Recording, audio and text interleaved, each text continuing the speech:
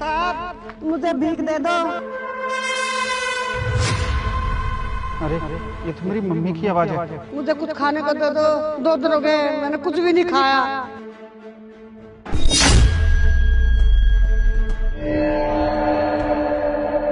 चल विकारण, मेरे पास कुछ नहीं है तुझे देने के लिए। सोनू तुमने ये क्या किया? उठो आंटी, उठो,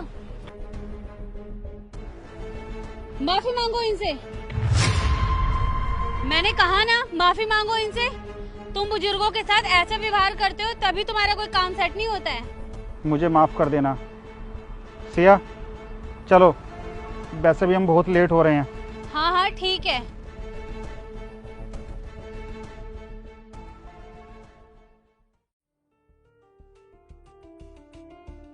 पैसे तो दिए नहीं आंटी की को।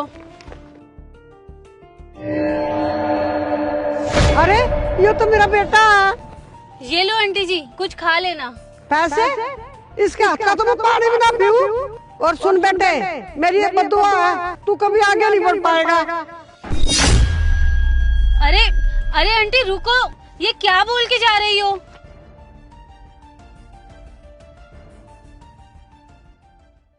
अरे तुम भी क्या सिया, ऐसे राह चलते हुए तुम कितने के साथ लड़ोगी? छोड़ो ना इन्हें। अरे ऐसे कैसे सोनू, एक तो पहले ही तुम्हारा काम नहीं चल रहा है, ऊपर से बड़े बूढ़े इस तरह से बद्दुआ देकर जाएंगे तो कैसे काम चलेगा? हेलो, हाँ जी मम्मी जी। क्या? मम्मी आप घबराइए मत, मैं बस अभी आती हूँ। क्या हुआ सिया? सोनू मुझे ना अभी घर जाना होगा, पापा जी की ना बहुत तबीयत खराब हो गई है और मम्मी ना बहुत घबराई हुई है। कोई बात नहीं, मैं तुम्हें वहां तक छोड़ देता हूँ। अरे नहीं नहीं सोनू, तुम वैसे ही इतना लेट हो चुके हो, तुम घर पहुँचो, मैं भी तुम्हें वहीं मिलूंगी। ठीक है।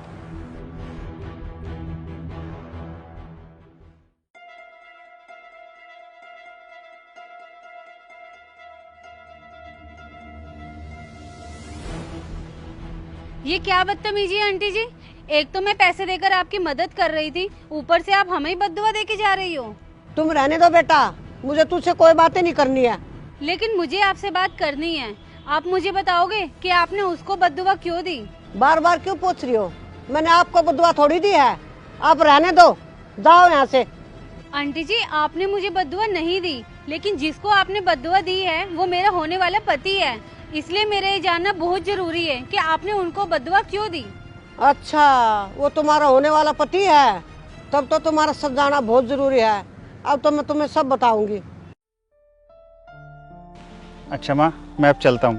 खुश रहो बेटा, मन लगा के पढ़ना अच्छे से और अपना ध्यान रखना। और हाँ बेटा, पढ़ने के चक्कर में खाना मत भूल जाना, टाइम से खाना खाते रहना। और हाँ बेटा, कामयाब होकर ही आना। हाँ माँ, आप टेंशन मत लो, मैं अच्छे से पढ़ाई करूँगा। और हाँ माँ, मैं आपको डेली टाइम से कॉल कर लिया करूँगा और एक दिन कुछ ना कुछ बन के जरूर आऊँगा।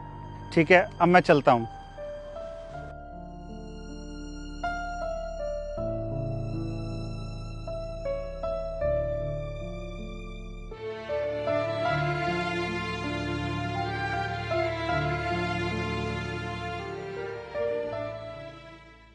हाँ माँ। हेलो बेटा, तू पहुँच गया? हाँ मैं टाइम से पहुँच गया था। और हाँ बेटा, मन लगा के पढ़ना और खाना भी टाइम से खाते रहना। हाँ हाँ, मैं भी पढ़ाई कर रहा था, मैं बाद में बात करता हूँ आपसे। हाँ हाँ बेटा, तुम मन लगा के पढ़ो, मैं परेशान नहीं करूँगी। हाँ हाँ, मैं भी पढ़ाई कर रहा था, मैं आपसे बाद में बात करता हूँ। ठीक है माँ, नमस्ते।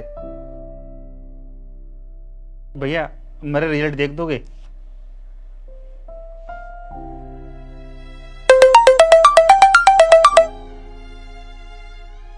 हेलो, आज तो बेटा तेरे परीक्षा का रिजल्ट आने वाला था ना? हाँ माँ, अभी ना मैं रिजल्ट देखने के लिए आया हूँ, जैसे ही आता है मैं आपको बताता हूँ। अभी मैं बहुत नर्वस हो रहा हूँ। ठीक है? हाँ हाँ ठीक है बेटा, जैसे रिजल्ट आ जाए तो मुझे जरूर बताना। और तो चिंता मत करना, ऊपर वाले ने तेरे साथ बहुत अच्छा किया होगा, तेरा बहुत अच्छा रिजल्ट आएगा बेटा। हाँ हाँ माँ, मैं भी फोन रखता हूँ, बाद में बात करता हूँ। ठीक है बेटा, ठीक है, मैं फोन रखती हूँ। आप पास हो गए हो, ये लो आपका रिजल्ट।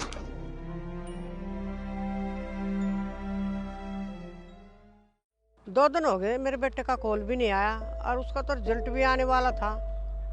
पता नहीं कैसा रिजल्ट आया होगा। कोई नहीं, मैं खुद ही कर लेती हूँ।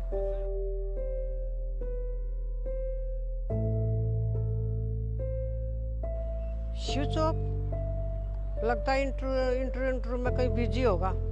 कोई बात नहीं, कुछ दिन बाद कर लूंगी। 1 सप्ताह हो गया मेरे बेटे का फोन ही नहीं आया, पता नहीं क्या हो गया। मैं क्या करूं, कहाँ जाऊं मैं? एक काम करती हूँ, एक बार फिर मिला के देखती हूँ।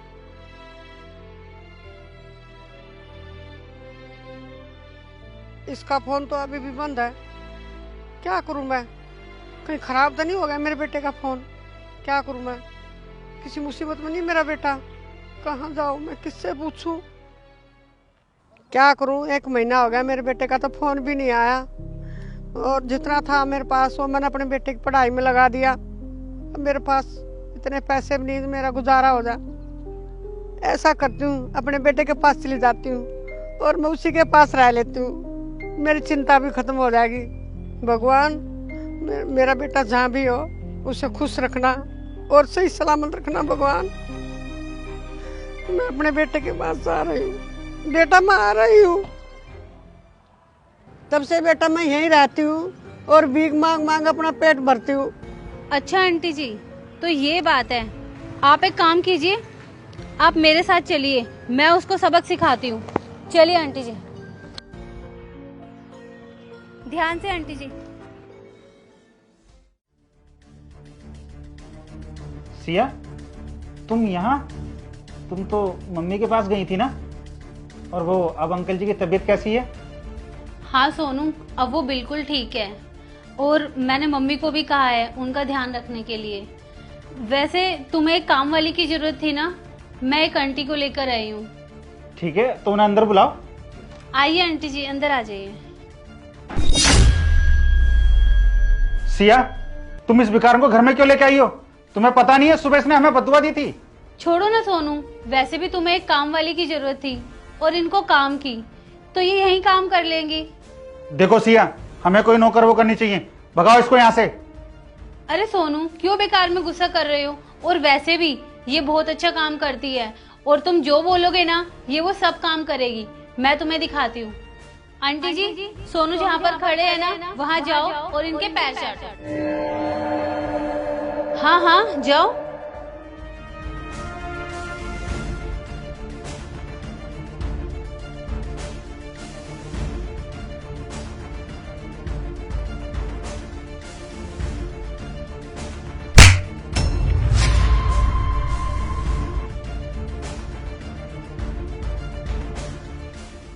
अरे शर्म करो सोनू, कब एक्सेप्ट करोगे तुम कि ये तुम्हारी माँ है?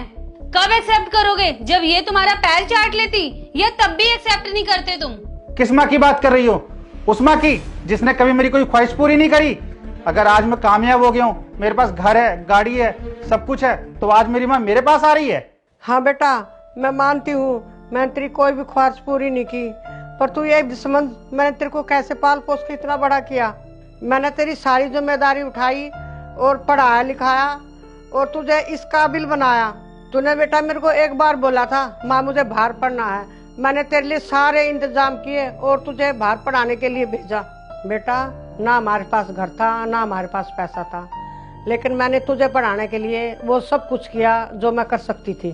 तुझे पता है ना, मैं घर घर काम क्या करती थी और उन पैसों से मैंने तुझे पढ़ा लिखा कर इतना बड़ा किया, और तू आज मुझसे ही पूछता है अब तूने मेरे लिए किया ही क्या है?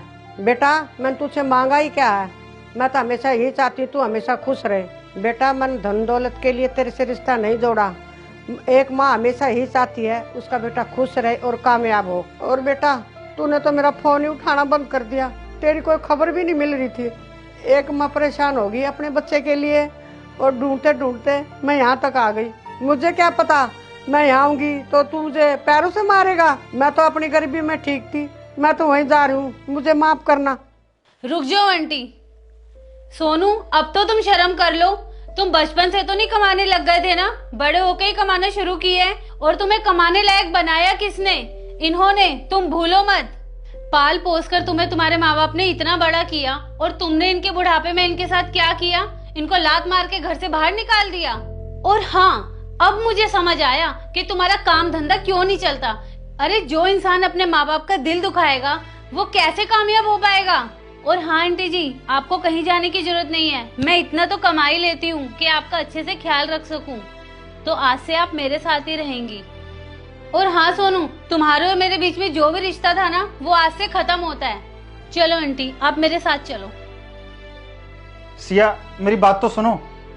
क्या सुनूं? और वैसे भी कहने और सुनने के लिए अब बचा ही क्या है।